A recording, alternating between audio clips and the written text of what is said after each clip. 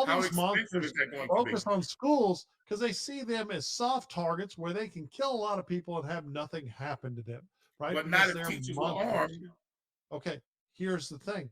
Not if we put armed security that is properly trained to keep people safe. Not if we So spent the how many money security? to One, two, make or three? Some of these campuses already have two whatever is security guards. necessary. I don't care Some of about them the already have money. two security guards, two officers at these campuses. I don't But care about the if you got money. 9, 15, 20, 25 teachers that are armed, that's a whole different ball game, Charles. And guess what? There's no extra expense associated with it.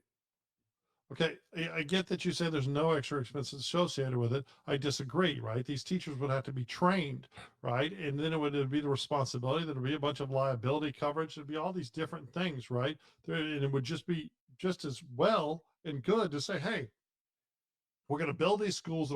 We spend, how can we, I mean, like when the stadium that little Q played his last playoff game in, right? 80 Last million. year I went out to watch. 80 That million. that felt 80 million on that stadium, on a football stadium.